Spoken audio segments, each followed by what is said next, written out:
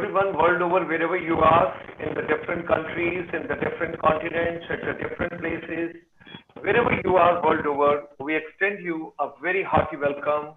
It's a pleasure.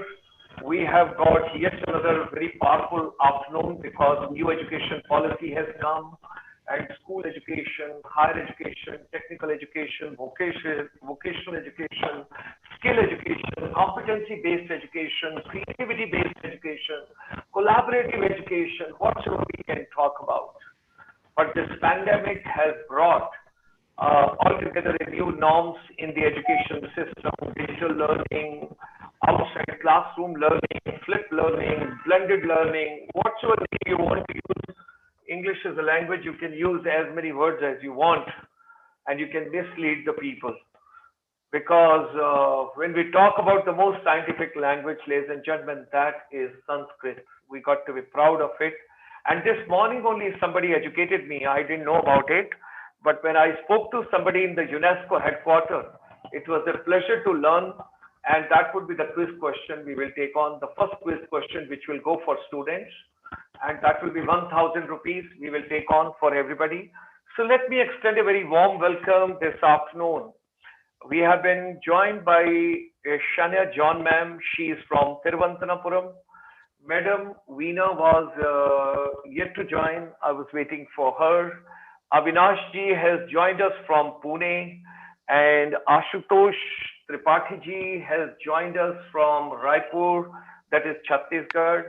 We have also been joined by Madam Chakravarti. She is at present in Hyderabad.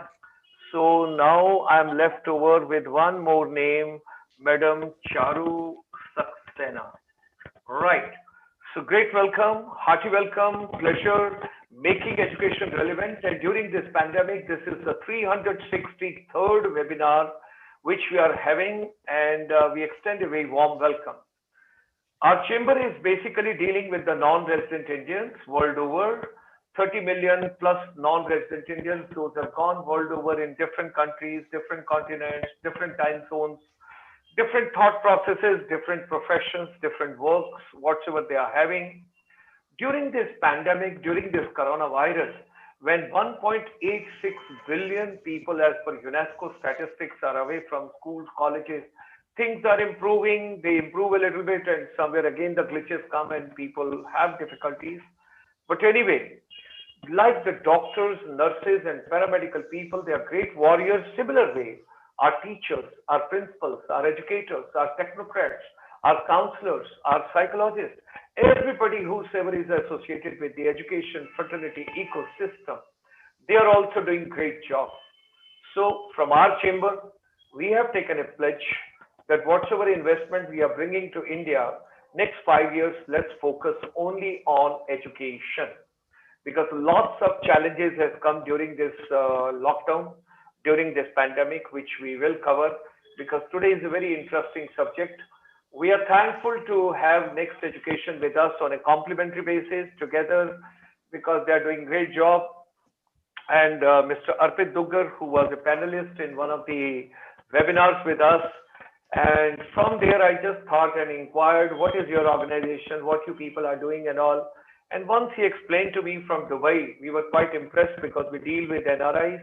And when he told me that we are dealing with about 12,000 plus schools at this point of time, that was a great soothing and a great learning. And the best part was when I had gone through their presentation, I found it, they have facilitated and felicitated the teachers so much, and at the same time, students also. And of course, they have involved parents as well. Ladies and gentlemen, excuse me, our chamber, Monday to Sunday. You don't require any password. You don't require any login difficulties. You don't require any Zoom. You have a difficulty. What is the password? What is the login ID? Where do I go? How do I log in? They have not sent me. It is not opening. Where is the problem? No. You enjoy music. You watch videos. You go on the YouTube. Once you go on the YouTube, you just open GS Motivator and you will log in for this particular program. And this is a motivational program, inspirational program, and our efforts are everybody got to be happy and motivated. Education is not to bring all the time. I do not know. Certain people, they don't smile, they don't laugh, they are not happy. What exactly are they doing in their life? And sometimes when you ask them, they just take out their glasses and they look towards you. Yes, that means neither I'm happy, why are you happy? It's something like that. What is the purpose of education? We'll talk about it. So teachers and youth, you are our focus during this particular entire journey. All the webinars which we have brought till date, because we are bringing the global confluence. And last night it was such a beautiful symphony, which was from Cincinnati. And that was because every Sunday I'll share with you something very interesting. So Monday, Tuesday, Wednesday, Thursday, 4 days we have got teachers and youth empowerment program. Friday, we have got water management strategies from Singapore. Saturday, we have got Swami Vivekananda Education and Youth Empowerment from Chicago.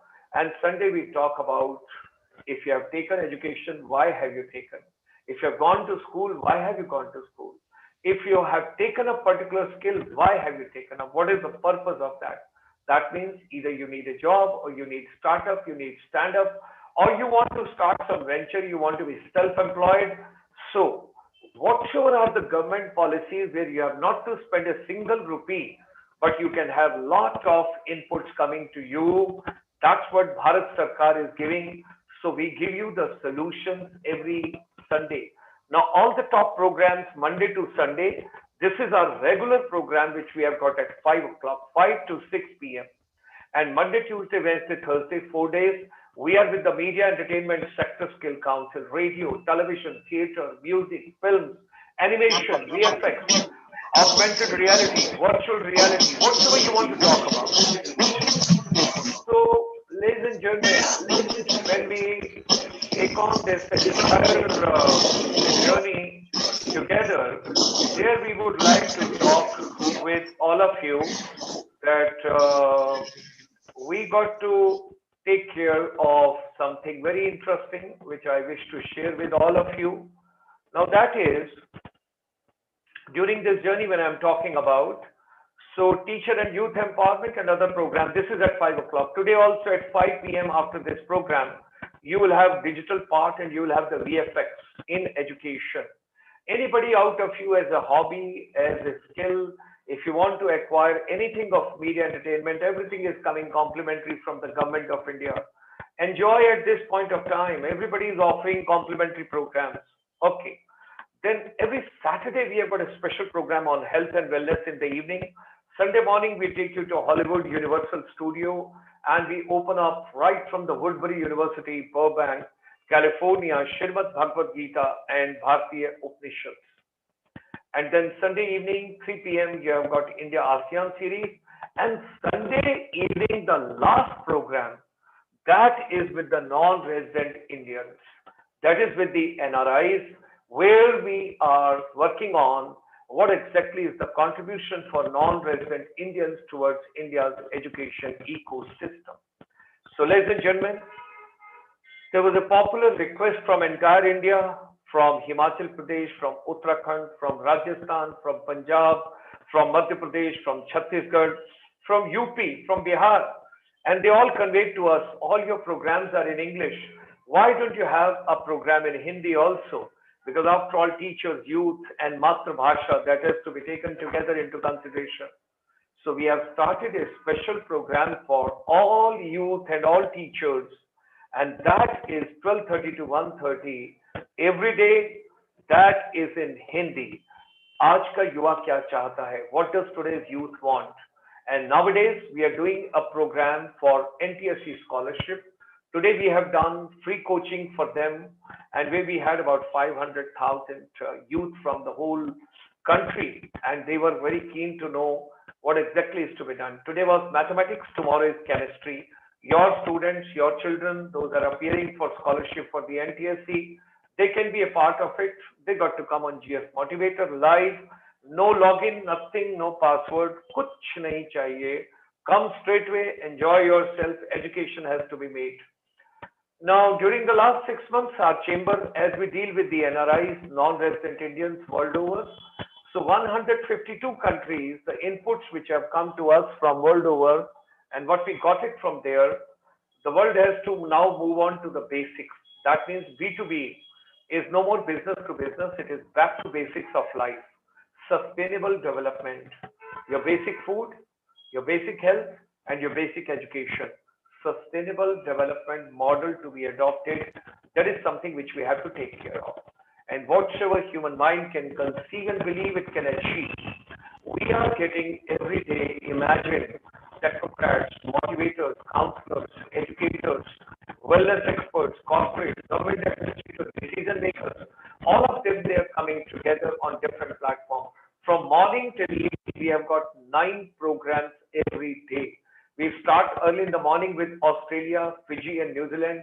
Thereafter, we come to ASEAN, that is Myanmar, Cambodia, Laos, Singapore, Malaysia, Thailand, Indonesia, Philippines, Brunei, all the places. Then we go to the Middle East, and there we have got all the way from Abu Dhabi, Sharjah, Kuwait, Doha, Qatar, Dubai. I would say, you name it, they all are there. Oman, and that is.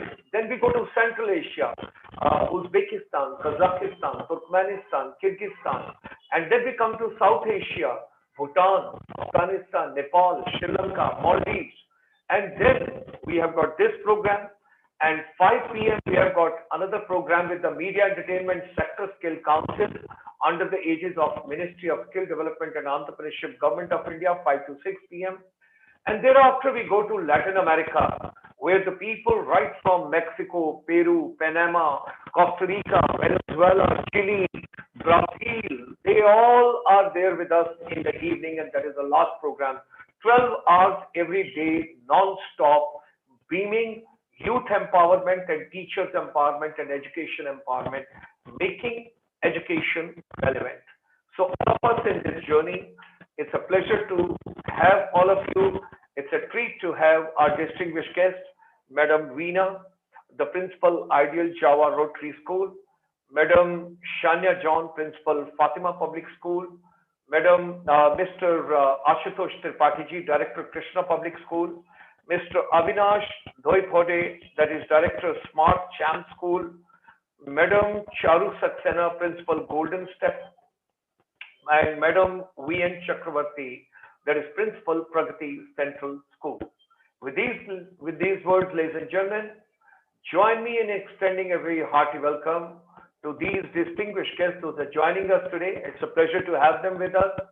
So we start our journey, and today's topic is the most interesting during this pandemic. Nothing could have been a better topic, and nothing could have been an interesting topic than to talk on today's subject. So here I open my first question, 1,000 rupees, and that goes to children, only students, no teacher to participate, please. Because if you post it, to aapko paap lagega. Okay, so you can just be the observers. You can just watch the program, you can see the program. Let children be encouraged, let them enjoy, let them get. Very simple. 1968, first education policy of India. 1986, second education policy of India. And then thereafter, minor changes in 1992.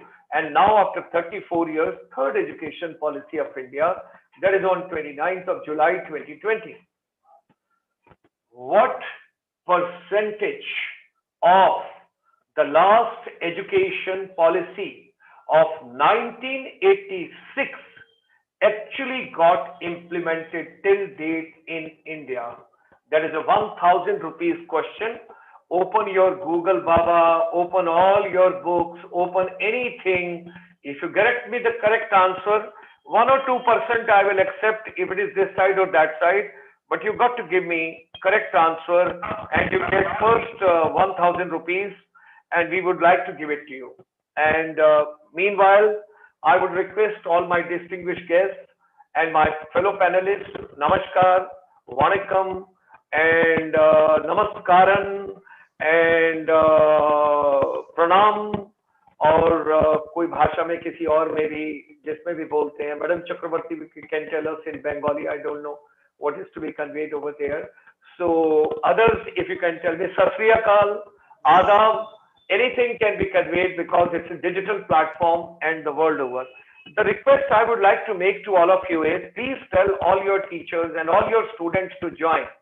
And they should also post, all students, please वो बोलता है ना, mirror doesn't tell the lies, mirror always tells the truth.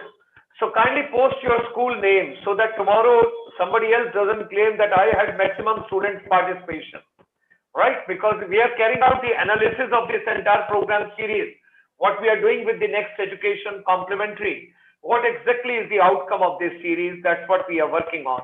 So kindly tell your teachers and kindly tell your students to participate, and they should come live on the GS Motivator, because more and more participation it is going to be. So 1,000 rupees. First question: what percentage of the last education policy of 1986 actually got implemented in India? And we can take it till date when we are talking at 20 minutes past 3 o'clock in the afternoon. Abhi, in army, they always teach first come, first served. So thereby, Shania John ma'am, she was the first to join. Thereafter, Mr. Avinash ji was there to join. Thereafter, Madam Chakrabarti was to join. Thereafter, Mr. Ashutosh Tripathi ji was to join. And then my another distinguished guest who has joined, I think it's Veena ma'am. They have written over there panelist. So your name should have come over here. You can unmute your mic, and ma'am, is it Veena S.A.? Yes, sir. It's Vida AC. God bless you, ma'am. Thank you, sir. We will just write down here, and I hope that is correct. We have just written, and there's one more panelist over here, Golden Step. I think it should be Charu Saxena, ma'am. Let's see when she comes live. We will see it. With these words, let's hand over my first evening opening teaser and the remarks, which should start with Shania John, ma'am. What is your take on digital education? But before that, let me give you some global statistics also. 71% children are extremely happy the digital way of education. They are not interested to come to schools. They say we are very happy. And the way education is going on, you can put the camera on and behind you are making your tea, you're making your lunch, and you're talking to your husband, or you're talking to your children, you're doing some other tasks, that all can go on. So people are very, very happy. That is the way, that is one. Secondly, when I talked to some of the principals, and they conveyed a very interesting thing to all of us, when I had a presentation and when we had a conference of about 5,000 principals together from all the states and union territories of India on one of the Saturdays. So I asked them how the principals are feeling during this lockdown. They told, which principal you are talking about? I said, you all are principals, 5,000. They said, no, no, no, we are not principal. I said, but you all are principal. Your designation is you are principal. How can you say that you are not principal? They said, no, no, we are not principal. I said, then what has happened? Who is principal? They said, our teachers are teaching and now the parents are principal, and they are watching and they are saying, oh, this teacher teaches very well and this teacher is very boring. Oh, he or she doesn't know how to teach. So teachers are the principal at this point of time and they are watching everything live. So in the digital era, in the digital times, when the global statistics are coming from world over, the children are extremely happy with the digital technology. And also, let me share another very important secret with all of us. The new education policy was to come. It has come. It has come during the pandemic and during coronavirus.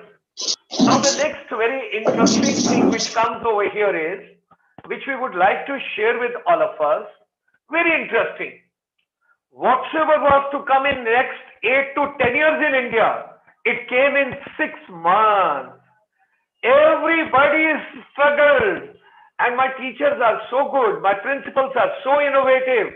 Everybody is sweating, struggling, and they are working how to reach out, whether Microsoft or Google or Zoom or Cisco or any other damn platform on this earth, please bring, but reach out the children.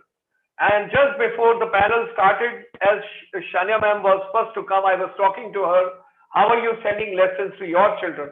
And she was telling on WhatsApp. So that was a great education. and I had a couple of queries, and she was kind enough. But meanwhile, then Avinash also joined. So I thought I will bring that discussion in the panel discussion. That would be much better.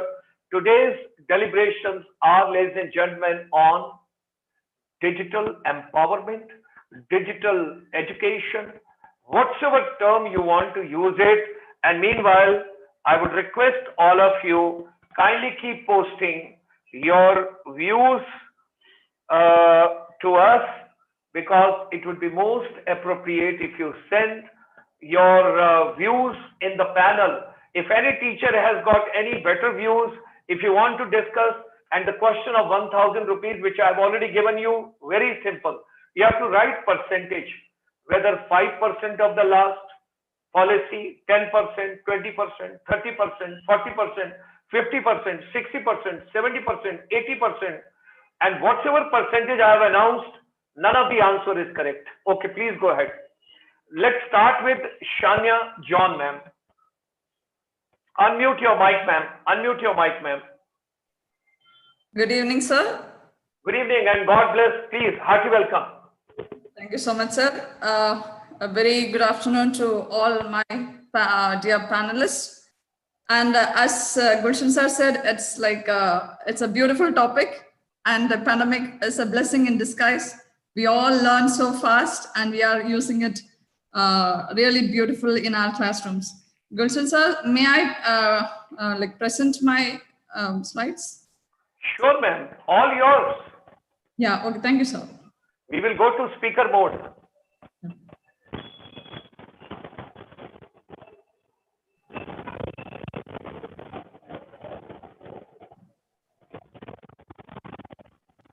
Meanwhile, my participants keep posting your answer. Let us see who is the winner this evening, because Ashutosh Tripathi ji is going to give 1,000 rupees. Yes. Okay. So I think these are these and much more, thousands of platforms are here. And I think though I said about WhatsApp is the like a tool that is really used the most, but I did not mention that because that everybody knows, no doubt about it. So in this era of learning, technology plays a fundamental role in the process of teaching and learning in children and in adults. A paradigm shift has taken place. This change is illustrated in the blended usage of curriculum and also the technology. So digital learning is meant only to enhance the learning experience rather than replace traditional methods altogether, because it's not possible to replace the traditional method. Digital education tools has been created with the purpose of giving autonomy to the student, improve administration of academic processes, encouraging collaboration and facilitating communication between the students and teachers. The moment we talk about digital learning, the things we talk about is about the synchronous and the asynchronous type of learning, a teaching learning process. So both has its own advantages and disadvantages. When we talk about synchronous, the collaboration and the engagement that it has in that method of teaching, Cox's media naturalness hypothesis predicts that synchronous communication increases psychological arousal, and also it is said that it brings motivation in children. Another thing that happens there is the immediate feedback and the interaction that the students and the teacher have. So we found that amazing things can happen when the teacher provides sustained motivation, inspiration, and make them realize. And not only making them realize, actually teachers should provide them the opportunity and the responsibility, and they should be put in charge of their own growth and development, which must fuel their intrinsic motivation. And once they get intrinsically motivated, they'll go for research-oriented learning, and that in turn will make them to think critically and creatively. And since the resources are vast, they themselves can find answers for their critical questions that they during the teaching learning process, whatever the questions they get, they themselves can find answers to it. All these can be, all these we are seeing it in the day-to-day classes when we conduct flipped classrooms. when the students are given responsibility to teach and they are getting an opportunity to teach, and they are really brilliantly leading the classes. Also, when it comes to gamification, it can be done in either ways. And it is when we compare the traditional method and using interactive tools like Kahoot, Class Dojo, GymKit, All Everywhere, etc. The interactive approach was perceived to significantly improve the students' learning experiences. Also, here I would like to share a small example from my experience. We were in US for just for a very short period, and I could see through gamification how they really learned mathematics. My kids, they did not have any complaints regarding learning mathematics. Back to the topic, when when we talk about asynchronous type, there the flexibility is what matters. The learner is getting, as Sir said, it's flexible. They can learn at any time at their own speed and at their own preferred place. So, but here the students have to become a little more responsible and disciplined. And another positive side of this is like they are getting time to reflect on the topic they learn, and as they learn again, whatever the doubts they have, they can take help from teachers, and also these lessons, whatever is taught, can be repeated several times, however they wish to. And so the moment we talk about teaching learning process, the thing that comes to our mind is Bloom's taxonomy. And it is framed it gives us an order in which the education is to be imparted, and also the main objective that Bloom's taxonomy deals with as the cognitive, affective, and the psychomotor domain. So here, I think now it's Bloom's digital taxonomy, and I think the verbs that we used to use earlier must be replaced with the blog, remix, program, etc. like that. So in order to achieve the 21st century skills, the 3 L's and the 4 C's, the teacher should be skilled, and he or she should think of integrating the various apps and websites appropriately to bring intrinsic motivation and thereby bring about holistic education in children. Only a technologically skilled teacher will be able to engage the students and entertain them so that learning becomes fun for the children. Also, the teacher should be skilled. She should know the type of tools that are to be used at the different stages. Like if it is for remembering, maybe Google for remember, Google Maps can be used for you to understand, Google Slides for apply, application level for Google Docs for analysis, Google Classroom for evaluation. I'm just mentioning just one example. There are plenty of tools available for the various levels, and Google Sites can be used to create the portfolios of their own. Also, see, when we think about the digital classrooms, we should think of the classroom should be like this. It should branch out to the various aspects of education, learning process. And I think once if a teacher is able to use the different tools appropriately, every classroom is going to be a very successful classroom, and we will be able to achieve the 21st century skills, and we will be able to bring in the holistic education. And these are the different technologies that are essential in a classroom. The learning management system, we have plenty of learning management system like Moodle, Schoology, Canvas, Whiteboard, and video conferencing platforms like Google Meet, Zoom. We are using Zoom here also. And there are n number of learning engagement tools, also assessment, Google Forms and Socrative, Kahoot, everything can be used for the assessment. We have FET, OLAB, and plenty of other virtual labs. Also, the government of India is providing free learning platforms for students and teachers. We have SWAYAM, Study Webs of Active Learning for Young Minds. It is accredited by AICTE, IGNOU, NCRT, IIMB, etc.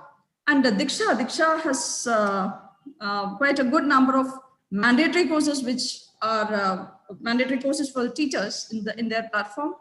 And ePathshala provides plenty of ebooks, video contents, massive online, open online courses. Also, they are providing offline and distance education courses.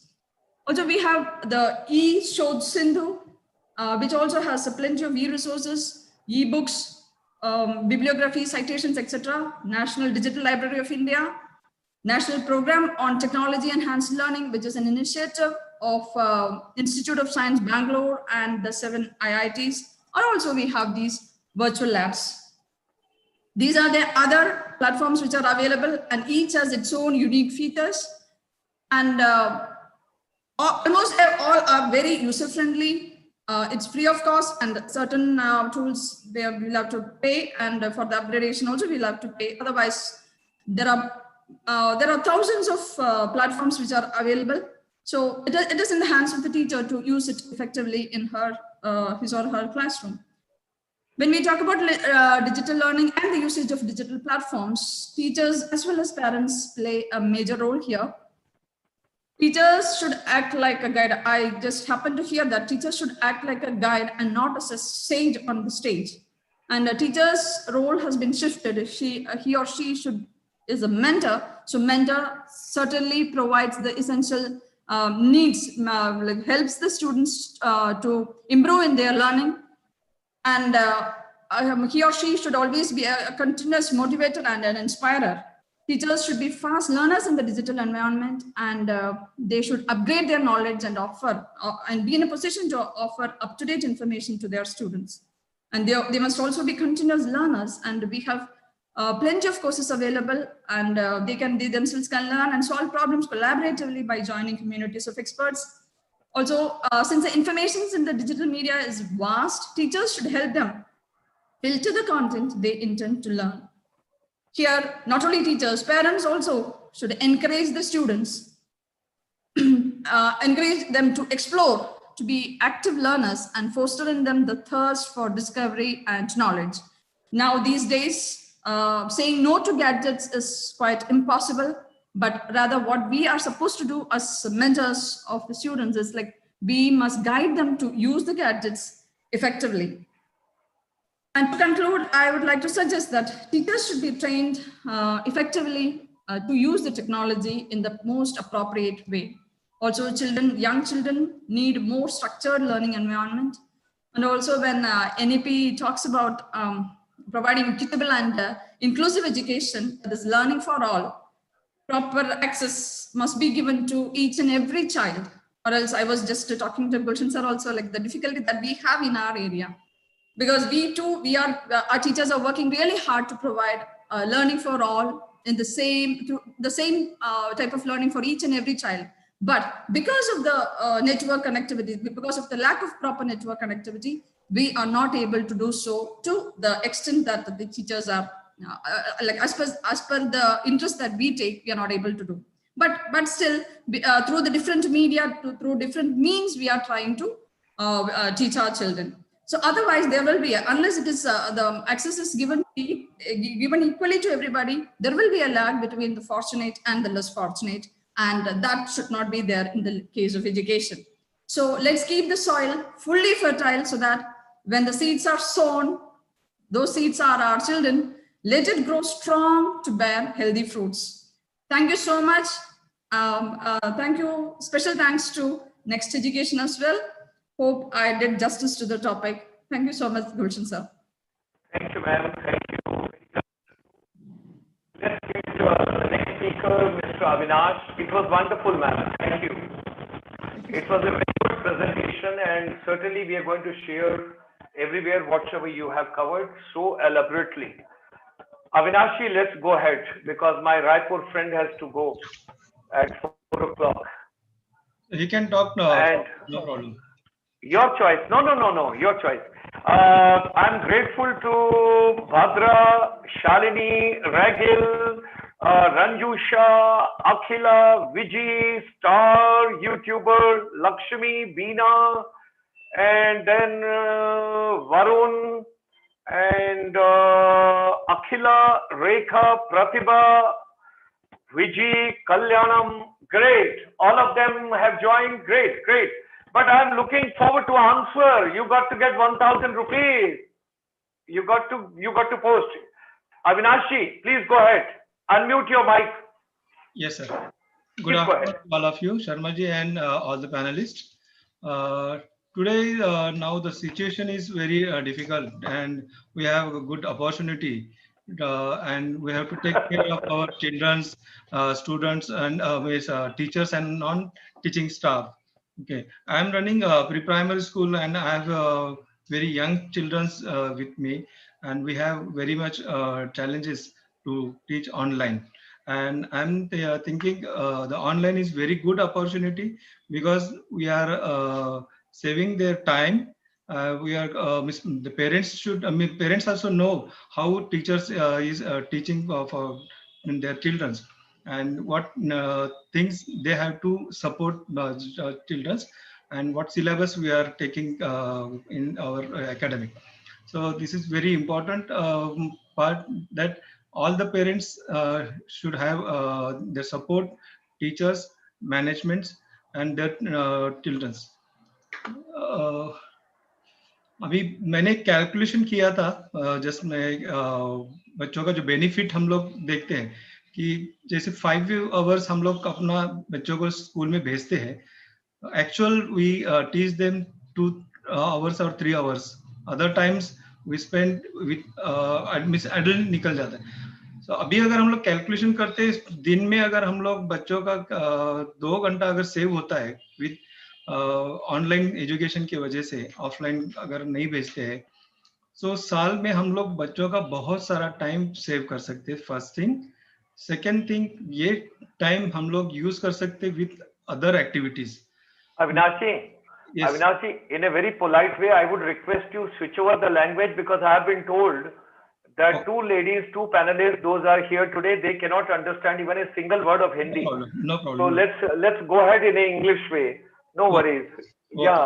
Okay. Yeah, you know, we are very warm people. Let's think from others' point of view, not from our Yes. point of view. No problem. Please No go problem. ahead.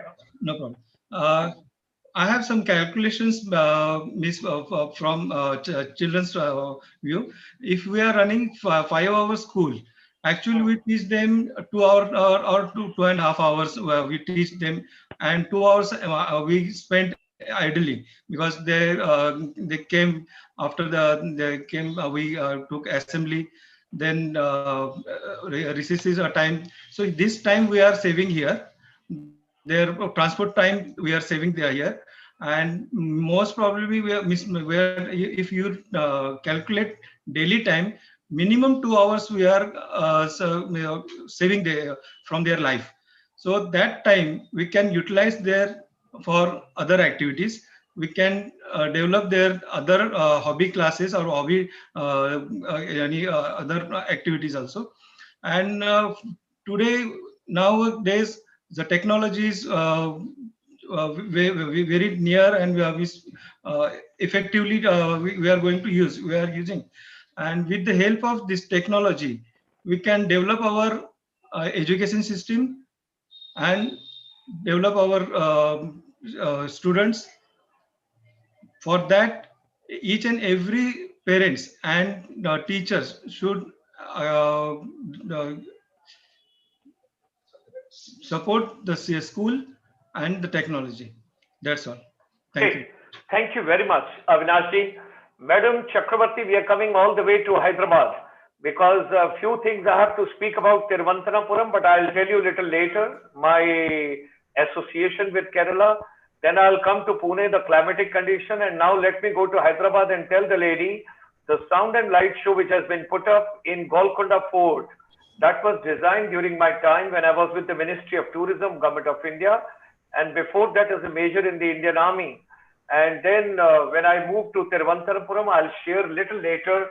Yannam ven taratin aalumna vela yashamalasaran kochumna vela. Please go ahead, Madam Chakravarti. Very good evening to everybody here, sir. Good evening to you, to all the esteemed panelists and all the viewers across. Am I audible, sir? Yeah, sure. Please go ahead, ma'am. Yeah. Well, digital platforms, I've been listening to our other panelists.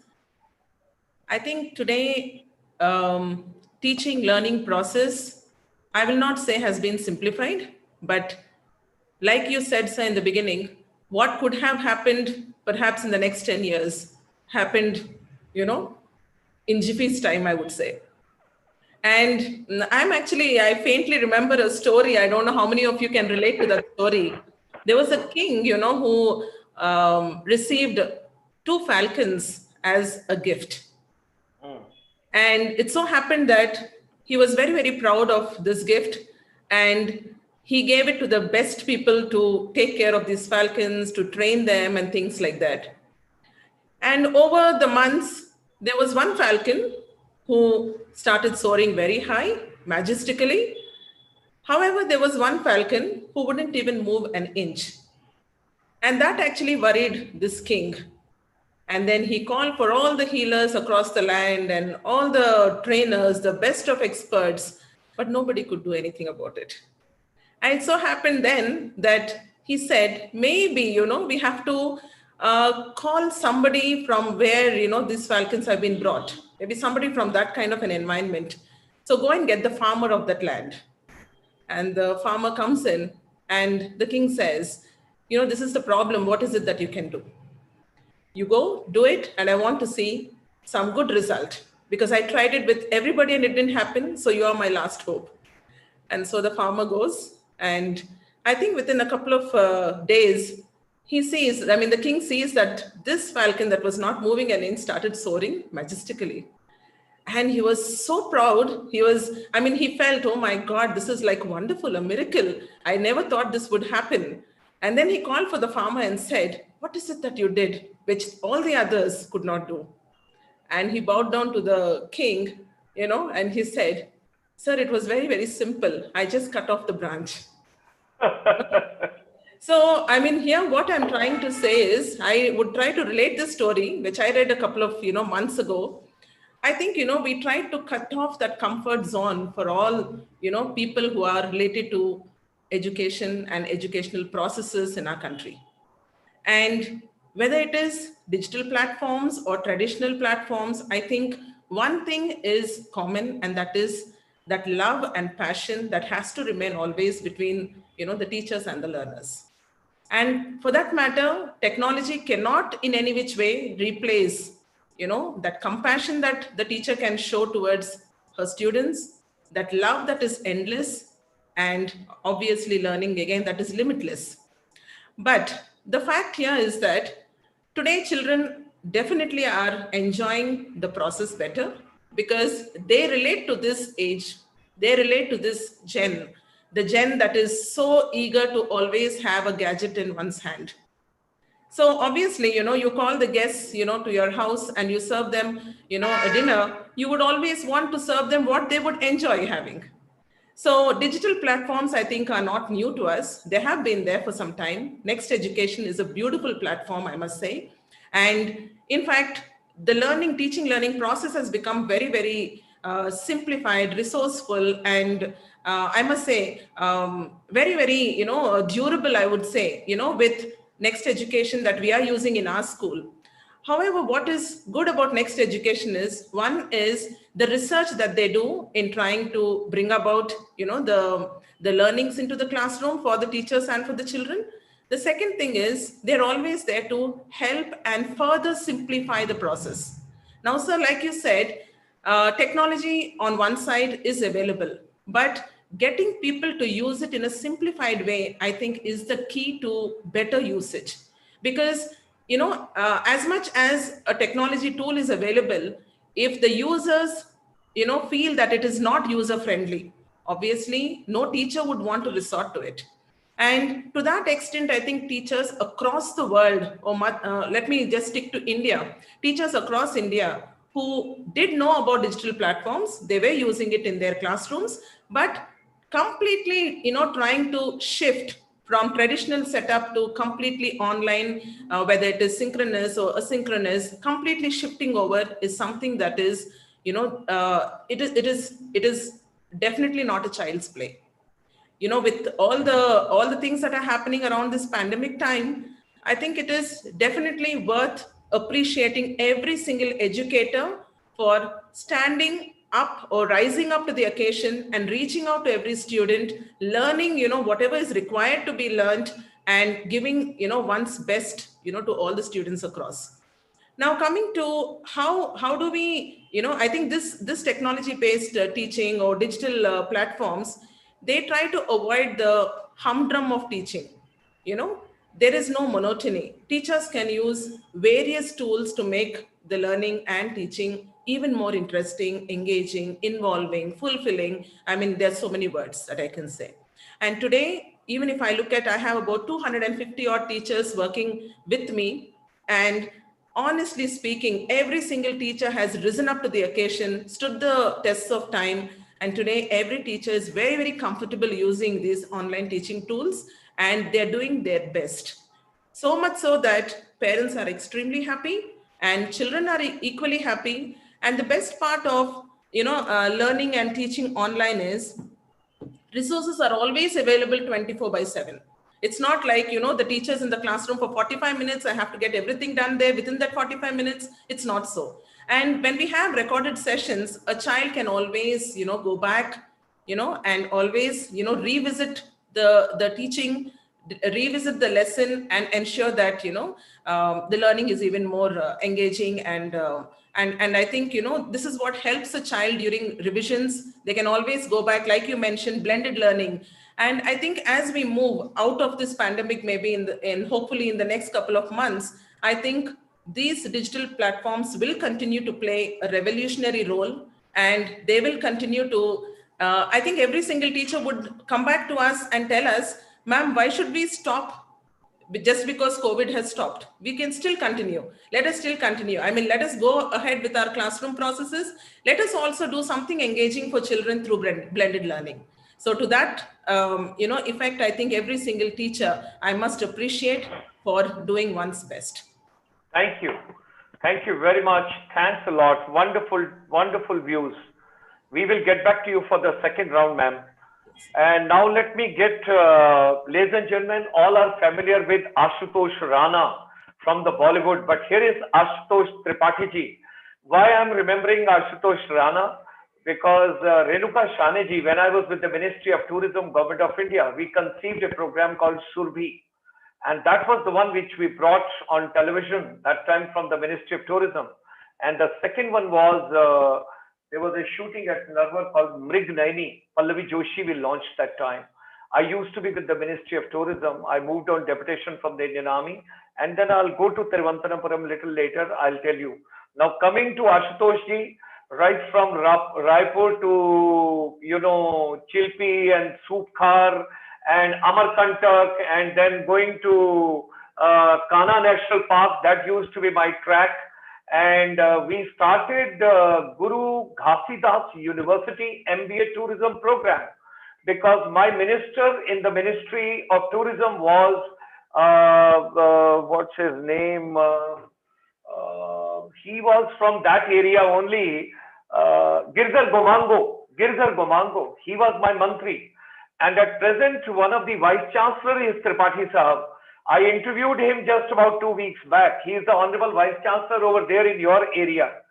So we just interviewed him the other day.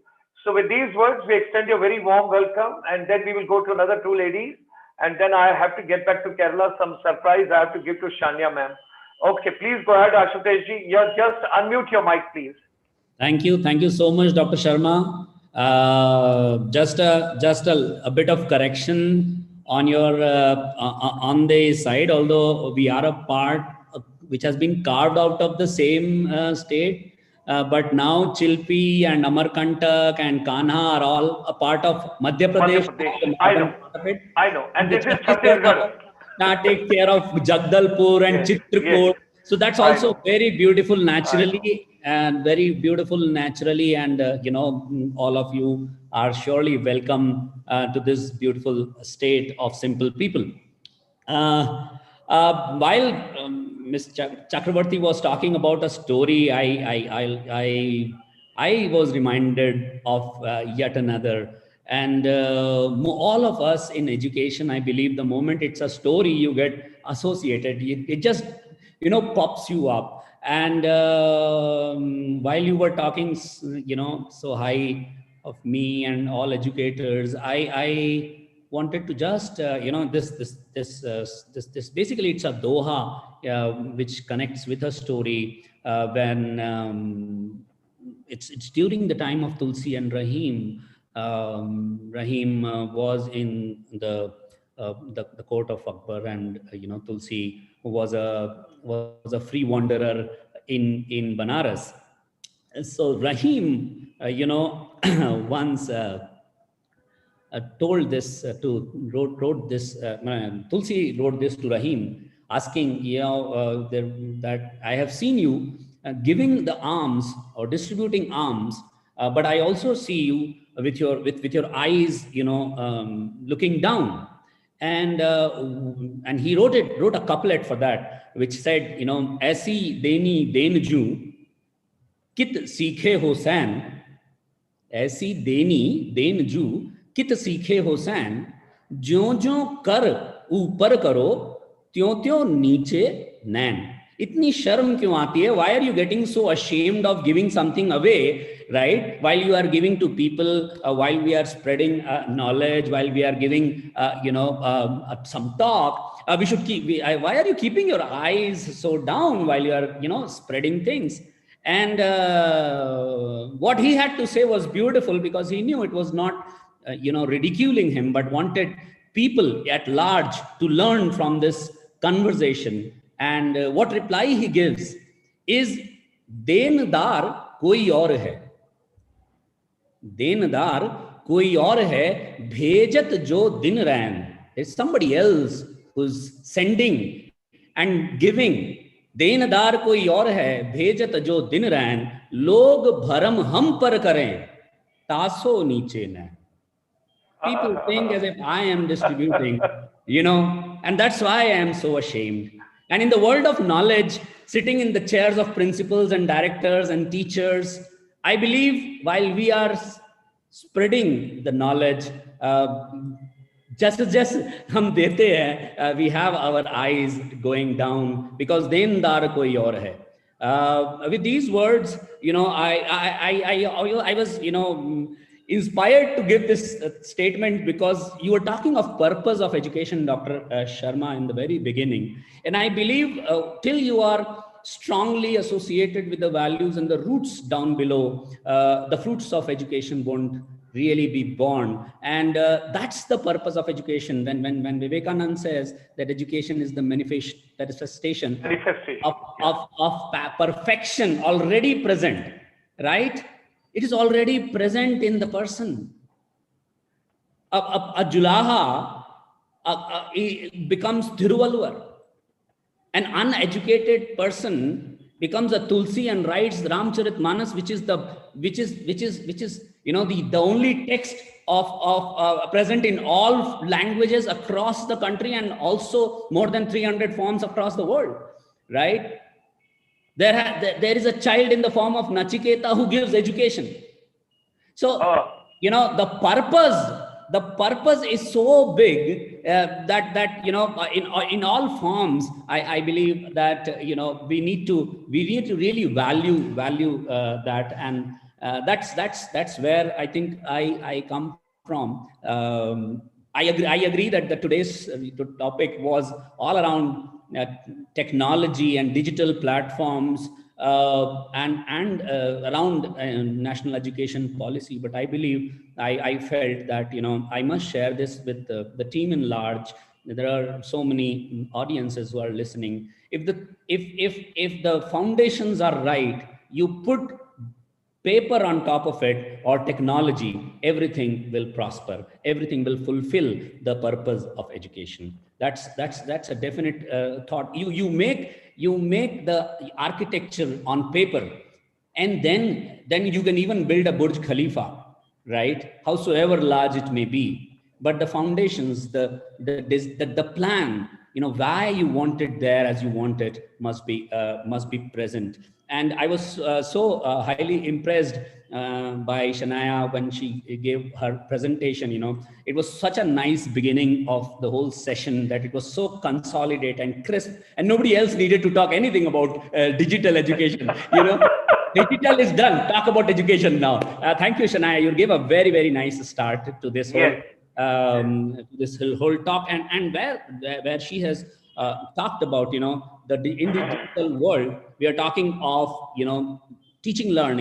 teaching, and then learning, using the platforms for teaching, for learning, for analytics, and also very nice, very important point she touched upon was the values point of it, and wherein she talked about the filtering. And I'll say, Dr. Sharma, and all the listeners, that it was so fast, as you rightly said. It just came up to us, right?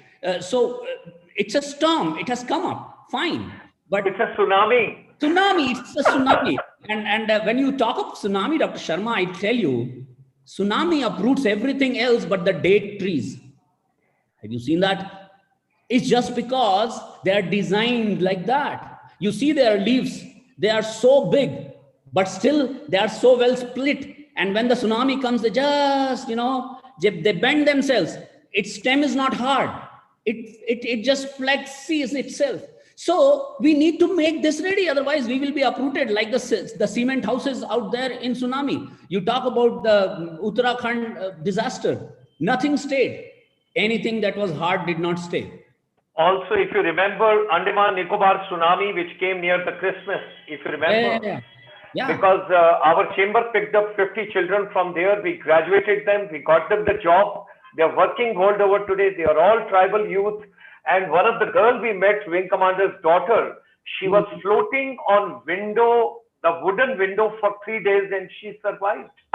My. So, I mean, I must appreciate the whole work that ICSI is doing, Dr. Sharma. Even it's a tsunamious approach that you people have taken, affecting the whole digital world and people across, reaching out to them digitally. And the next education, which has, given, I could not have got an opportunity to meet these great people and listen to them. That I'm talking. So I'll just close with a few points of mine. Two of them, as a matter of fact. But one is that in the digital world, we need to be very, very focused on the values now, right? Because digital world is full of lies. I mean, sorry to give you this example, but I mean, it's relevant to understand. Like the backdrop of yours, Dr. Sharma, is a lie, right? It's a false. It's not the truth, correct? It has been made. Digital platform makes these things possible. You can be sad and send LOL, right? You can send a smiley while you are aggrieved, right? You don't like somebody, still you may put a like on their post, because digital world is full of lies, right? It is full of plagiarism. It's the values which will miss, right? So to choose what is right from what is not so right, it's not the wrong, right? To be able to understand that this is possible, this is what is standing out there. I believe we need to equip our children in the digital world. That's what our digital platforms are. We've got plenty now. We are well set. As I told, I would have been talking what Shania was talking, but now that she has already told you, there are Google Drives, there are Google Slides. What to do with it? Now, the technology. Now need to know the values. That's where I put. And the second thing, what I will say is that in this whole world, what my friend from Pune, I'm just maybe missing the name. Avinash. Yeah. What Avinash was telling, that it is so difficult to teach the children, right? And in the new words of hybrid teaching and blended teaching and integrated teaching, we will find the content being delivered, but the emotions will be only delivered physically. Therefore, it will never be replacing. It will definitely be engaging using that part. But it's not just the kids. The early childhood, which is facing a lot of pain in the learning. it's also the people with disability. The children with special needs are also some of them who are very comfortably, put behind closed doors, because there are so many other than them. Let's just look at them. Let's just forget a big 10% of population of learners who need learning, which needs special support beyond just the normal ones. So I believe that through your platform and through the technology and digital platforms, these things are being talked of more and more repeatedly and regularly. Once that is done, I think our purpose of being an educator will be fulfilled. And therefore, with again, with my eyes low, I thank you all, and thank you for giving me. God bless you. God bless you. Wonderful. Now there are two takeaways very important to share. The digital technology has come as a tsunami. It will stay. We will never be able to get back to January, February mode, what it used to be in education. We got to move forward. What was to come in 8-10 years, it has come in 6 months. Now there's something very interesting which we have to interpret. I would like to share with you. And when we both are together on this platform, we can see the backdrop now. Although it is artificial, now digital technology has made a facility. You can reach larger masses than to reach only 30 people or 40 people or 60 people. Secondly, can you believe that we can pack, how many parts of the education are going on over here? Number one, International Chamber for Service Industry. We are taking care of 30 million non-resident Indians abroad, and we brought Bharatiya Pravasi Divas to India in 2003. Okay, coming further, making education not only relevant, making education and life relevant. Education should not be for living, earning. It should be basically for life skills. Global confluence of intellectuals. Last night, the most popular person who is in Houston, who is at present in Texas, he played, and he was my speaker last night, 1 hour 50 minutes, single lonesome speaker. And he talked, what is the importance of music in education? Oh, music in education. And he is the person who composed the welcome music for Honorable Prime Minister of India, Narendra Modi ji, when he went in month of September 2014 for the first time to America to the Madison Scale. Then next part, it is not youth and teacher empowerment. It is teachers and youth empowerment. We all got to understand in a very polite way now, teachers got to go back to the school again. Teacher got to get some skills.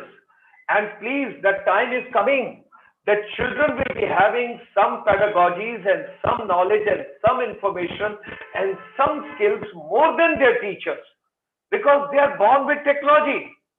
Then no Zoom, nothing. It's all live telecast, which is coming. Now coming to the right side, you have got commercial banks. It's a knowledge bank. When I'm listening to all of you, it is a depository of the knowledge, and it is available on the YouTube. It is going to whole world.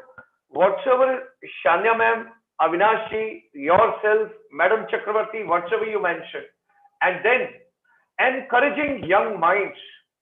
If we do not handle these 500 million youth in a right way, it can become a volcano, because education alone is not going to help us. Life management skills, Jeevan Sanchalan Kaushal, follow your passion, Man Ki Udan. All these things are on the backdrop. It was humanly not possible for me to cover all these things than to be done in a digital way. So it is, we have to tell children, digital technology is going to stay. How you use it, that is something very important. Now I've got a request to make to you before you leave. वो कहते हैं गुरु दक्षिणा में कुछ मांगना चाहिए. At the age of 72, I am asking something like elder brother. Oh, you are as young as 27, sir. No. I'm 72 now, and I've lived my beautiful journey, 119 countries.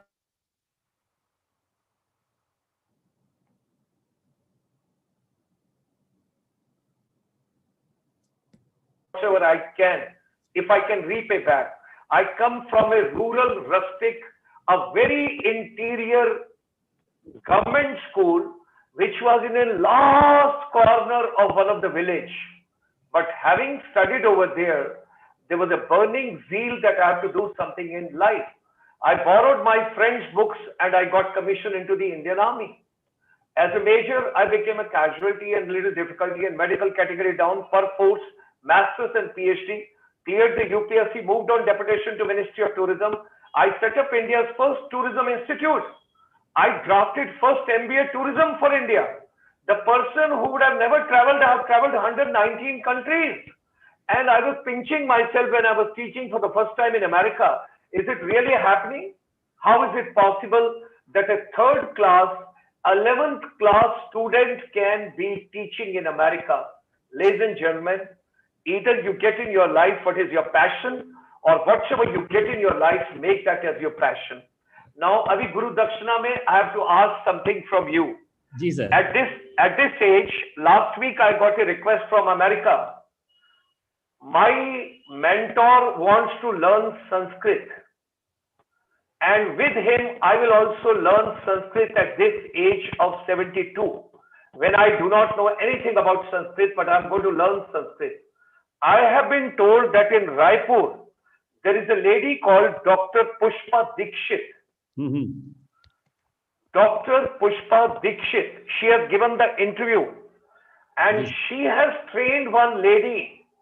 Her name is Manjushri Hegde, and Manjushri Hegde at present is an assistant professor of Sanskrit and spiritual journey in Coimbatore.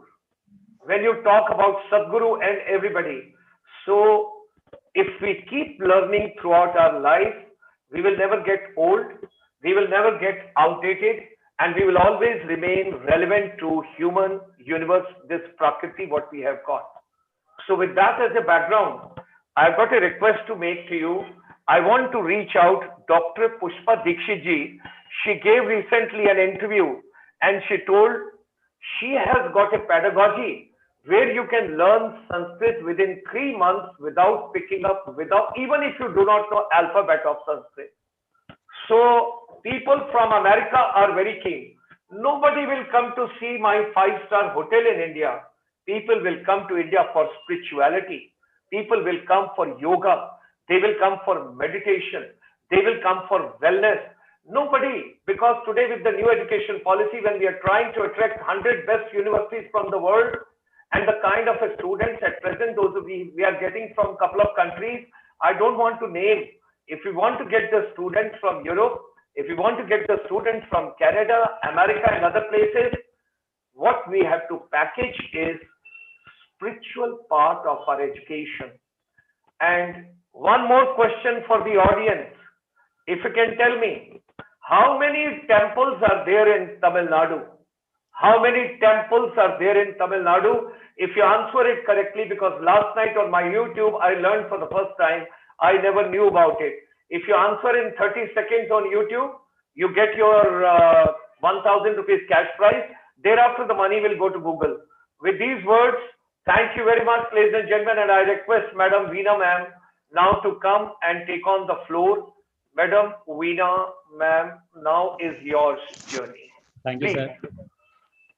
Thank you, Ashutosh ji, और उनके बारे में जरा पता करके हमको बताइए. I want to be her student. Sure, sir. Sure. God bless you. God bless you. Veena ma'am, hearty welcome to you. And which city are you in, Veena ma'am?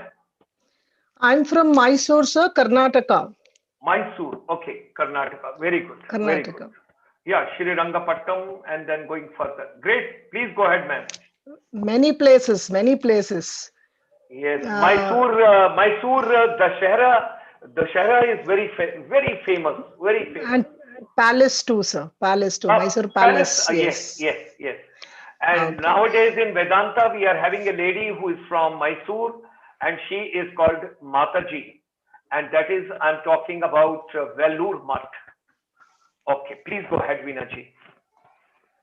Okay, good evening, one and all present here. Good evening, Dr. Sharma and all the panelists. And The topic for today, digital platforms. Very interesting and the most relevant topic for the present scenario. If in December or last year, if we had to speak something on this, the opening statement would be digital education is replacing the traditional form of education day by day. Where is day by day now? It has gone years ahead, years, century, decades. I don't know what you want to give. It has gone ahead because we used to speak how it has transformed over years, how it is going to be in near future. So it has gone much ahead of what we can imagine or what we can think. All thanks to COVID-19 and pandemic situation, which brought in this revolution, which was not possible otherwise. I still remember those days, sir, when we used to have the smart boards, people coming and installing the smart boards, projectors, and we used to have series of training for teachers to use the smart board, and they were damn scared to even touch the mouse or the keyboard or just to switch on. They would call a student to switch on the smart board. But today, what teachers have learned and they have transformed themselves, nobody can even imagine. And no training could have done that magic except this COVID-19 pandemic situation.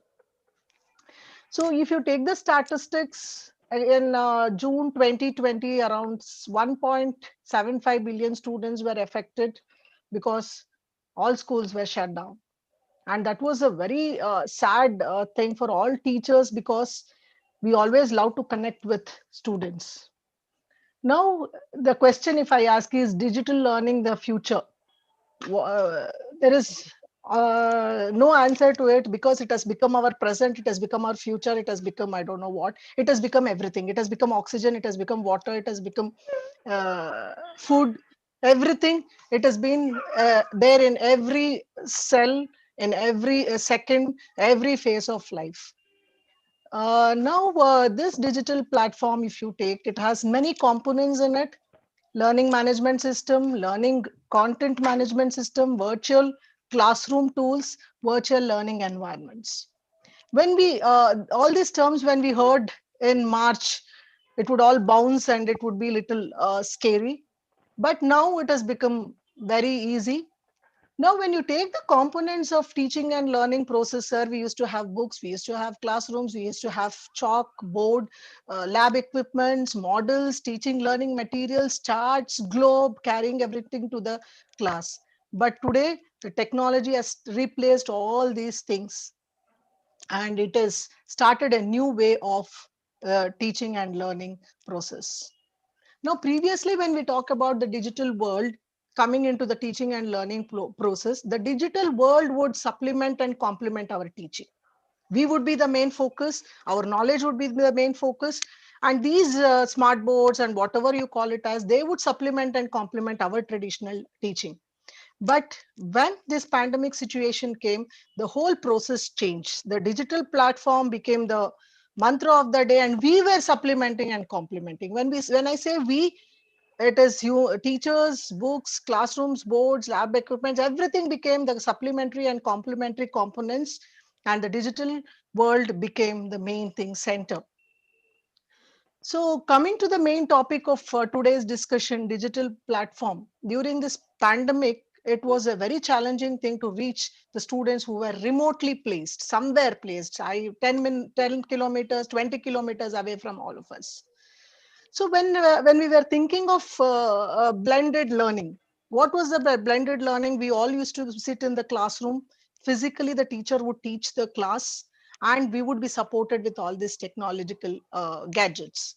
Now we have gone to the hybrid mode of learning, flipped learning, and personalized learning with the help of this digital platform. Now in future, I don't think, probably the next generations to come will not know what is a normal school at all, and they will all miss those wonderful student days we have enjoyed when we were kids. So in future, it is the era of hybrid learning or flipped learning, where they learn maximum somewhere sitting away from us, and probably come to us in a very small portion or very small part of the day or the year. So this we have to accept as teachers, though it is painful, we have to accept it and we have to move ahead. So these digital platforms has brought in revolution. And one thing, what when we look at a digital platform, it should not be just only a knowledge disseminator. It should be a comprehensive tool which involves everything. If a student asks, now no more school diary. We used to have school diaries where the class teacher would write some homework, some communication to parents. Does this digital platform replace diaries? Yes. So whatever the most simplest and the complicated things involved in the teaching learning process, this digital platform or the interface should give us. And it should make the learning and teaching a more pleasant experience than rather than all the technical part of it. Now, with these digital platforms, the learning process changed and it became very effective and self-directed learning. Student could learn by themselves with a lot of resources shared through these digital platforms. And they started browsing and collecting material through online. So today, the students are equally equipped as teachers or any other technical persons to go through these sessions very comfortably. Now, how do an institution choose which digital platform they should go? Because why this digital platform, why I want to bring in this thing is, when we had the first panelist speaking, she mentioned many options we have. That is how we started. We took Google Forms for assessment. We took WhatsApp for sending the notes and timetable. We took Zoom for online classes. We recorded our videos and put it in the Google Drive for asynchronous classes. But when we say digital platform, we want everything to be integrated in one platform. So we don't cut and copy paste and bring in one tool from each shop and struggle and try to make the teaching and learning process. We want a comprehensive, we want an integrated system where everything is incorporated in one platform and it becomes the interface. That interface connects the student through the to the whole world, not only teachers. That platform or the interface what we are talking, it should connect the students to the whole world. So when we are choosing a digital platform, we have to keep few things in mind. First, we have to determine the learning and development objectives of your institution, because every institution will have its own strategy. Then understand the skill of your L&D team. L&D means learning and development team.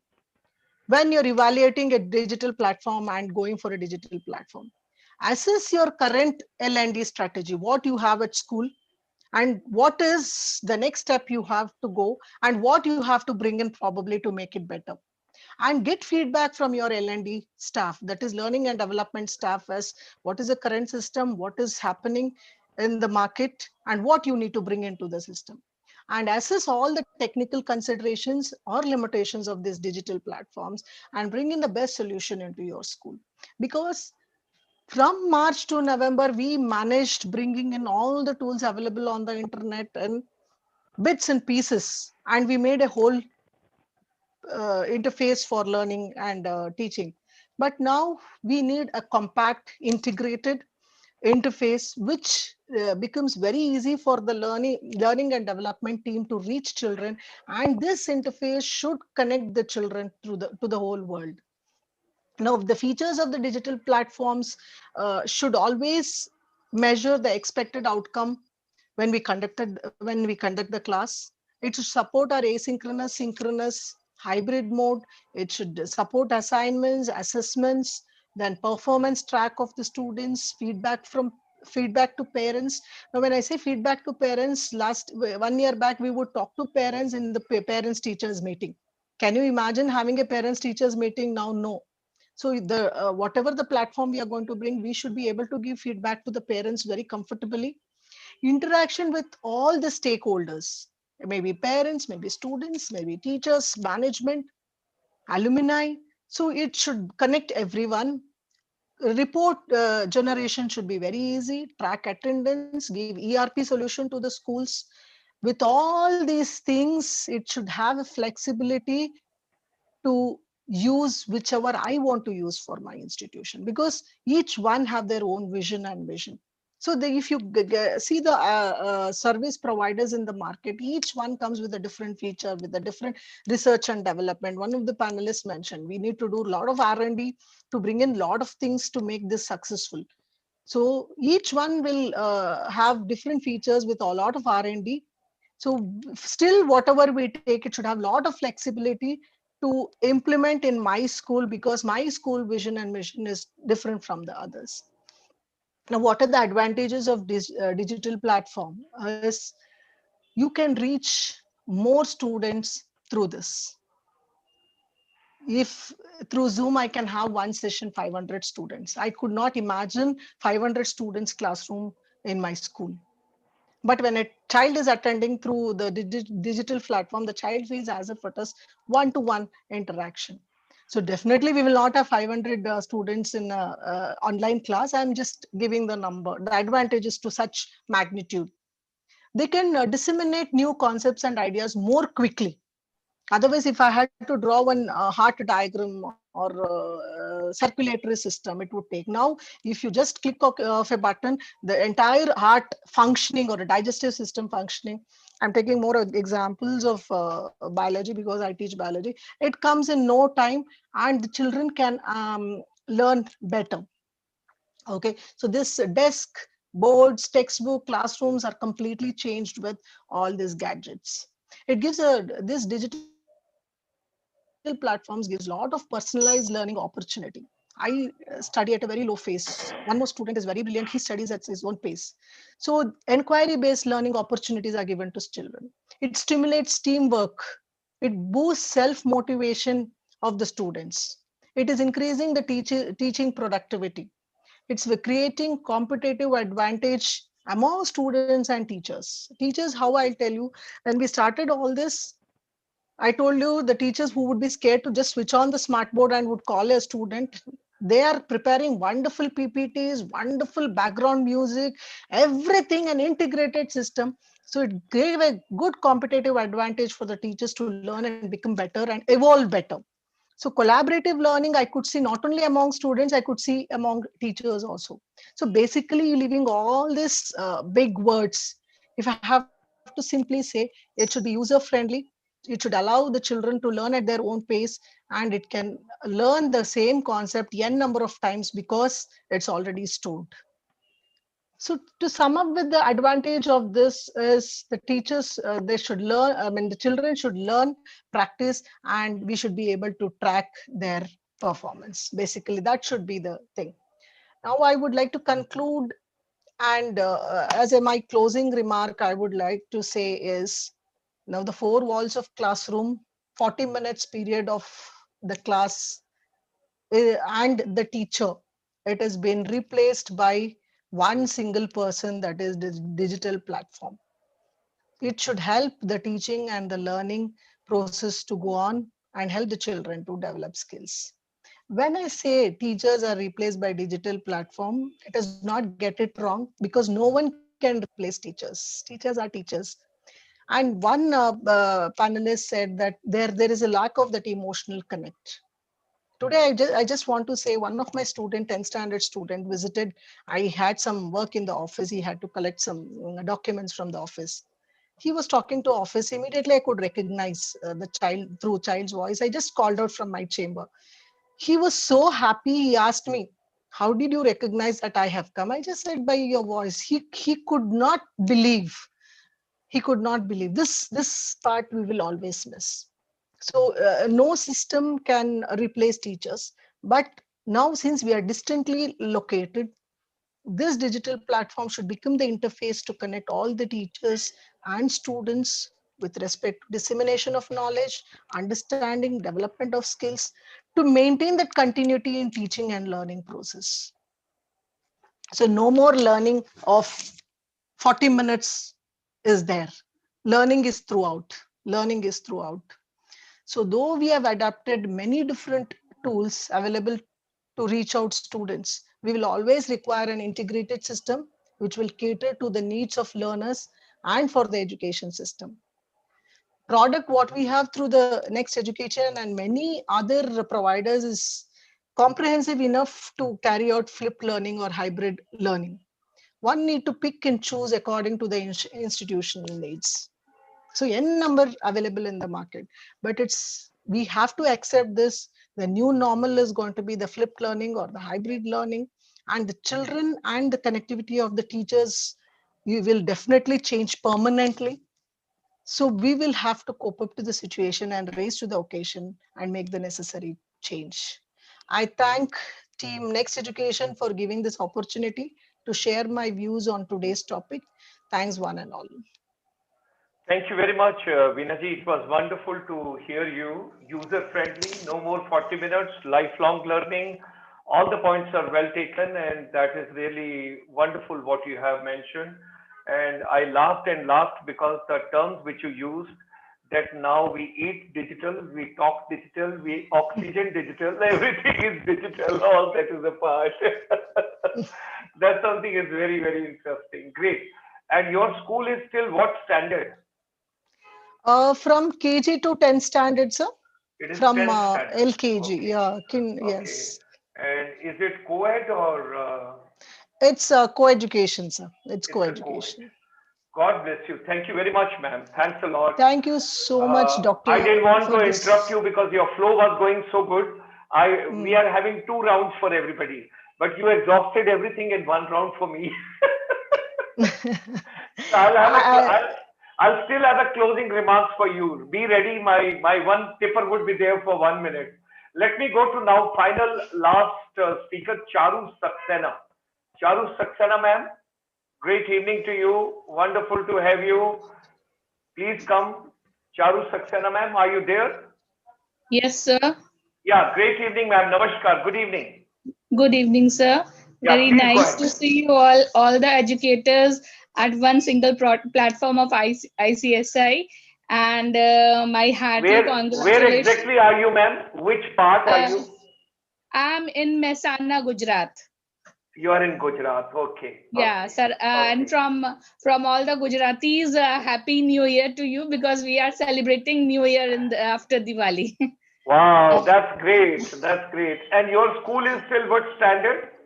So from nursery, from playgroup to standard 5. 5th standard. Okay, up yes, to 5th class. Yes. Okay, yeah. okay. Please go ahead, ma'am. So there is nothing to say very specifically about anything, because everyone has elaborated the topic very nicely, and very peculiar things what been talked in the session. So nothing very important, but I just want to share my views that learning has no medium, sir. Learning, if you want to learn anything, then it never requires any medium, specific medium. If you want to gain knowledge, then whatever you feel like or whatever you get, you will be involved. That you yourself has talked about your experience, that you came from a very downtrodden or very backside place of village, and today what you are that you are uniting so many countries, and you have visited so many countries. So you wanted that, it was your protocol, or you decided that I have to do so you achieved it. So in the same way, the digital platforms, when we talk about, then definitely they are a medium to unite so many people at one platform. But on the contrary, if we talk about the traditional means of education, which we still follow and which we are still using, that they are also very important, because the emotion which we give, that can't be transmitted digitally. That's very true. But on the contrary, if we want to gain something, then this is an age, the 5th generation age, that we have to accept it.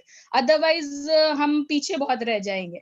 So that we can say that if we want to cope up with the upcoming nations or upcoming developments, we have to utilize all the things very beautifully, and we should be ready to accept what is presently available with us. And the next education, we are also using the books, the curriculum of next education in our pre-primary section, and the information provided them by them is very nicely interpreted. They have used all the beautiful things that they have not missed anything, which we are getting as a support medium for our teachers also, because here in Mehsana we are not having very well equipped education system here. But the books provided by them, they are just acting as a supporting medium for our educators and parents and students in a lot of what we can say developmental way. So but everyone has said so much, so beautiful things about all the topic of today. But so there's nothing more to say from my side, but thank you all of you to give me also an opportunity to represent my school in front of you all. And thank you for all the beautiful information shared by all the educators present here. Thank you, sir. God bless Charu ma'am. Thank you very much. Very kind of you. Let me now conclude and get everybody together on a gallery view so that 1 to 2 minutes each everybody will get and we just take on. Let's get on to 3 things are very important which I got and a takeaway. Something very, very important. One is that integrated platform. That is very important. Second is user friendly. And thirdly, there is no concept of 40 minutes or 45 minutes period now. Now it is going to be all flexible. Okay. Hybrid learning, Veena ma'am, you be ready to explain, because some of the people have asked me that she should explain with example hybrid learning. People want to know, this has come, so I thought I will take on. Okay. Now getting back to you, Shanya ma'am, we will, you patiently waited for that long. And initially we gave 5-minute round, but people didn't know about it. So this is the concluding 2 minutes each we will take. And before we conclude this round, let me just take a final take from your side. Beautiful 3 things which have come: integrated platform, digital platform, user-friendly platform, and we cannot live without digital. I think anybody who is still thinking that we will be able to get inside the 4 walls, let me assure you and let me share with you, because we have got a presence in 179 countries abroad as on date, and 179 countries inputs which we are getting. The latest statistics, the total people who got affected, they were 1.86 billion. 1.86 billion. If we are thinking we will get inside the 4 walls, then I think we are still dreaming, and we are the dream merchants. So we got to move on. And how we got to move on? What is your take on that? And what do you think, I would say, integrated learning, easy learning, anytime learning, anywhere learning, pleasant learning, fun learning. Last night we had, as I told you, 1 hour 50 minutes live program from NRIs, non-resident Indians, from our chamber. And that was, music should be integral part of education ecosystem, because we are not realizing one thing at present. When the children will come out and when the complete lockdown will be over, and world over when the children will come out, what will be the scenario? We will have a psychological fears. I would like to speak to Mr. Avinash from a distance, and I would tell him namaskar instead of shaking a hand with him. What to talk of Punjabi hug? That is missing now. That is not going to be there. Now all balle balle has to be from a distance. Second part, we got to understand Two examples have to be taken. One is Sir Ken Robinson and one is Dr. Sugata Mitra. If anybody in the education has not enjoyed these two people, then I would request, please go through. One is Sir Ken Robinson. He died last month. Very dear friend. He was from UK. He was in US, a policy maker and a policy strategy on education. If you'll go on the YouTube, there are just about 4,000 videos of this man. And he calls education setups as a death valley. And he calls education system that, he says, if you want the creativity to be stopped of a child, then you should send out, otherwise home education is the best education. And a couple of things being taken. And again, I'll give you some statistics which you will not be able to get from anywhere. Number one, 30% parents in America have already decided they are not going to send back their children to schools now. There'll be home learning and home teaching. 11 million girls will not get back to schools and institutions after the COVID will get over. Number three, there are forced marriages and early marriages. There are early children, and some of the girls, they have conceived during this particular COVID, and they are going to deliver the babies after post-COVID. They were studying, but the scenario is going to be altogether different. Economic activity, when you also take into consideration, some of the parents will not be able to afford, and they would say the priority is basic food, basic shelter, basic health, basic living, and not education. So the role of the government also has to come in a very big way, irrespective whether I'm in a private or I'm in a government or I'm PPP mode or I'm in any mode, irrespective wherever I am. The government has to provide seamless connectivity and a basic apparatus and equipment to every child, so that wherever you are, at least there is no digital divide and nobody is deprived. And one more study, which I don't want to share today, but maybe some other day when we all meet on a common platform, how much money is being spent world over on arms and armaments production, destruction, wars, and other things. If the world can be a one family, what we keep talking, because people from down south are more religious, I always say, Vasudhaiv Kutumbakam, when you talk about. That Vasudhaiv Kutumbakam, when you talk about, can you imagine if we do not have unnecessarily poking, provoking, fighting, production, and who are the people? Those are producing those big arms and ammunition and supplying to those countries. And they want these countries should always be at war, because that's a business for somebody. That's a survival for somebody. That's a living for somebody. So that money can be spent on education. Our chamber, International Chamber for Service Industry, has made an appeal to all the Indian corporate houses that next 5 years under your CSR activity, the 2% of your cess which you have to spend only on education, nothing else. All the NRIs, non-resident Indians, those are abroad, don't spend money on anything else, just empower education. Either in your own country, wherever you are, or in India, that would be the biggest service you will be doing to the humanity on this planet, the best possible way. So what do you think now? We will start with Shanya ma'am, quickly, 2 minutes. What do you think should be done that we can remove the digital divide also? We can empower the youth also.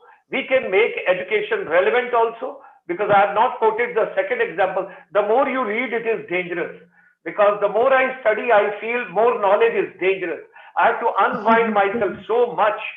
You must see the videos of Dr. Sugata Mitra if you have not seen.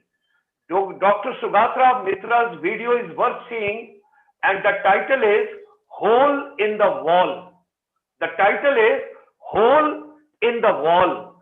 He has fitted in one remote corner 2 computers in one wall. No teacher, no educator, no trainer. One camera fitted on the top. After 1 month, the statistics unwinded.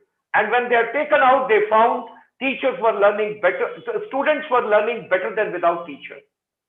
So, another book, Do Schools Kill Creativity? That is another book. Now, last, there is a book.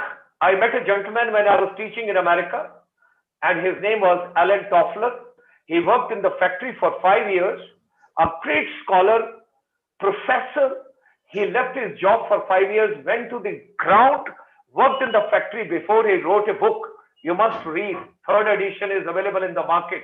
It's called Future Shocks. His name is Alan Toffler. If you read that book, you will come to know chapter number 18. Srimad Bhagavad Gita has got 18 chapters, and Alan Toffler 18th chapter is dedicated to education. So, Shania ma'am, what is your take? What do we do? How do we do? Which way we should do? What should be done to the humanity? Rest, I'm not unbinding. Otherwise, I would have told you so much about it, about Kerala.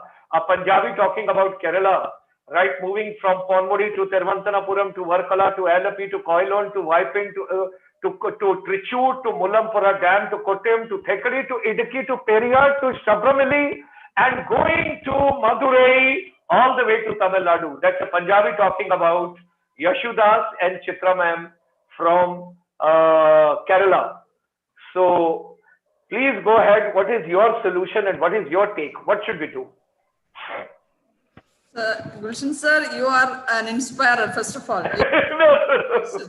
Because we feel for principal leaders and for the teachers, you are an inspiration, nothing else. I don't have much words to explain more than this. I want to learn from all of you. Sir. At the age of 72, I want to be a student. Yeah, please go ahead, ma'am. Actually, see, you were saying that like 30% of Americans will not send their children to school.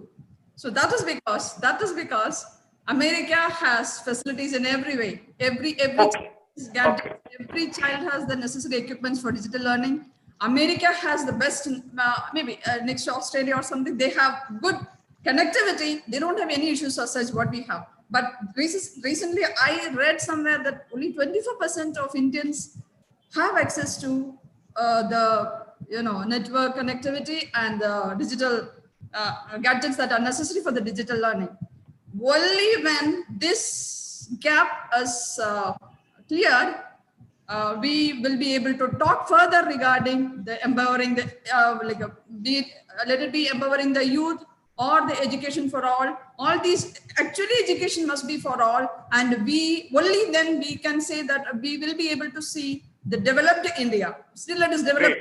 And though we say that it is developing, when compared to the developed countries, I don't know how far we have reached, because thank God, I got opportunity to travel to different states, and I just could go to US also, so I can compare the status of India and US. And when we talk about NEP, I have seen these digital learning in US also.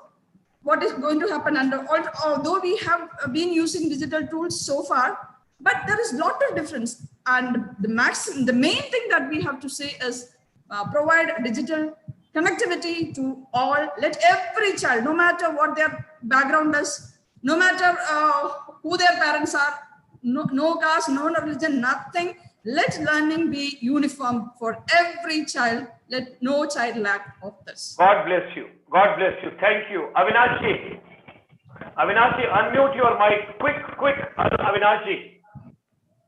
Yes, sir. Most of the points Sania madam has covered actually. Your final closing remarks.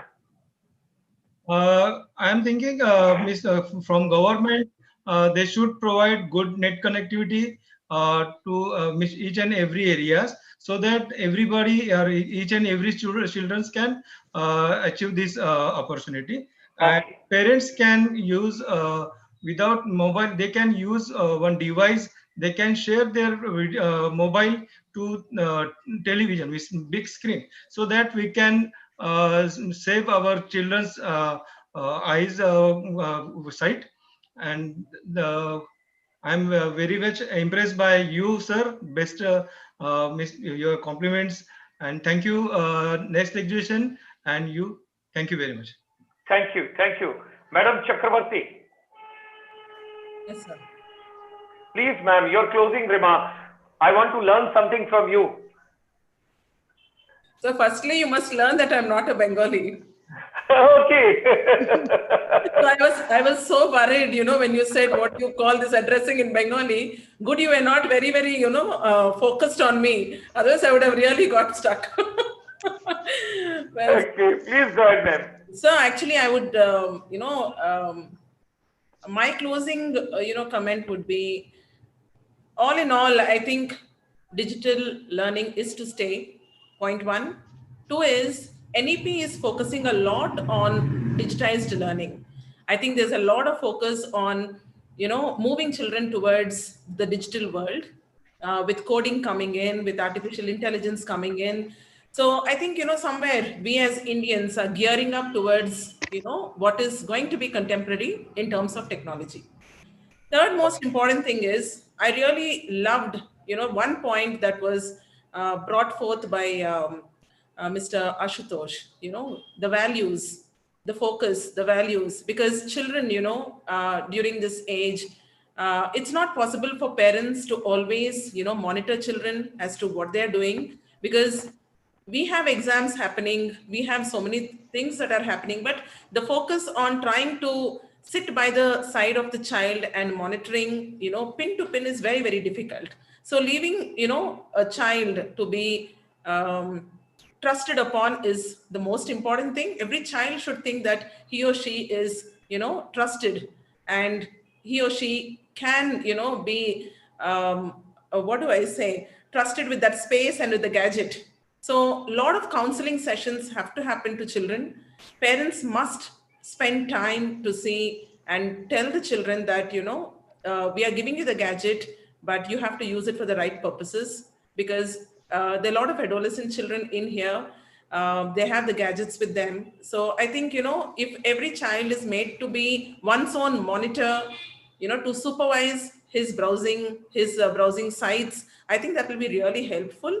And though technology has lots and lots of benefits, there is definitely an ugly side. That is what happens with everything. So I think our worry as educators is only that one side where children might get misled, and taken towards a different track. That is the only thing. But otherwise, I think this 8 months have been beautiful, where most of us educators have learned a lot from children. Because, when we are stuck sometimes as to what to do, which tool to use, which button to click, it is the child who says, ma'am, you need to go there to the top right corner or to the top left corner. This is what you need to do, because, they are our masters. So I think this gap has been bridged beautifully, where teachers also know that we can learn from children.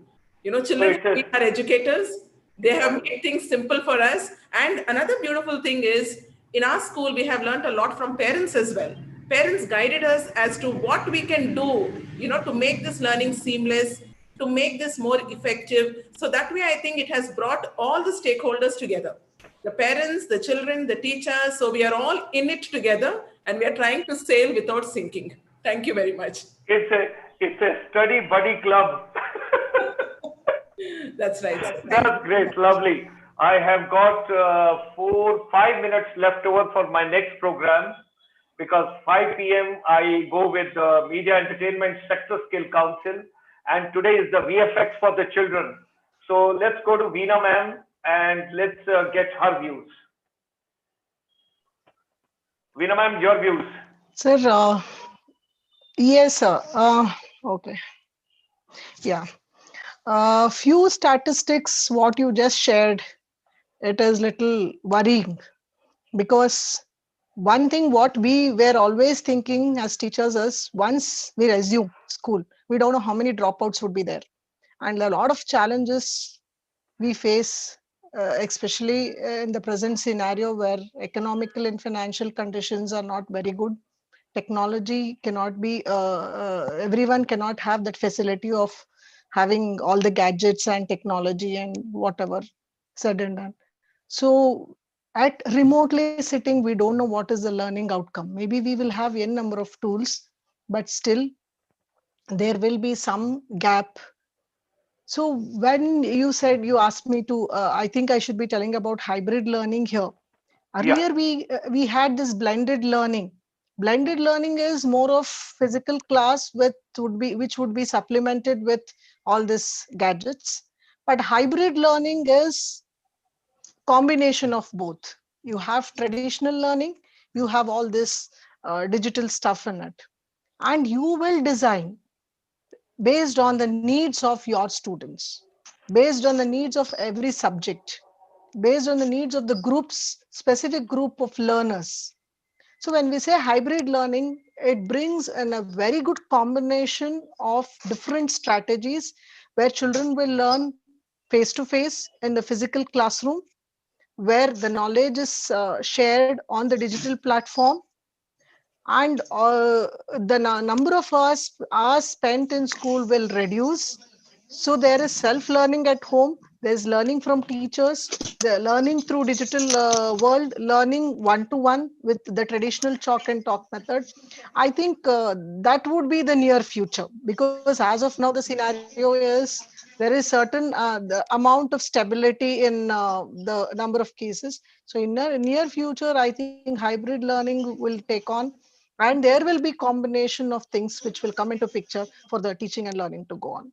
only Wonderful. concern Only concern here is everybody should get that education, what we call, irrespective of the scenario, irrespective of the status, irrespective of the pandemic condition, the learning should happen and it should go on, whatever mode it might be. It might be blended, it might be Great. hybrid, it might be integrated, comprehensive, everything. There Great. should be But it should connectivity go and on. it should go on. Wonderful. Yeah. Wonderful. Thank you, sir. Thank you, Veena ma'am. Charu ma'am, final remarks from your side, 1 minute. Sir, I just wanted to say that if the government helps the acts as a medium to support the digital platform, that the in form of advertisement or any campaign, and especially the provision of networking system, कि किसी को anybody has not to spend more on this thing, because India is really still a developing country. So where the facilities could not reach, there the networking should reach to their doorstep. And we as an educators must be standing as a confronted person to provide what are the better and best ways in which we can serve all the students. And Okay. as the ma'am said that we are learning from the children nowadays. The gap has been bridged. So this is a very wonderful outcome of this digital world only, that we are also becoming learners on the as educators also and learners also. We are serving in both the things, but the government should definitely run some campaign and help us and all the students to provide some better medium, so that we can provide our education to each and every doorstep. That is Thank you. just Thank you. Thank you very much, everybody. It was wonderful to have all of you. I hope everybody got sufficient time. Everybody got their breath. Everybody got their points across to everyone. Look forward meeting you in the near future on some other platform. And do tune in. And children, those are watching this program, in next 2 minutes, you can flip, and that is called the blended learning. You can go to the Media Entertainment Sector Skill Council. And today it is the VFX, how it is important for all of us. And every day at 12:30, NTSC preparation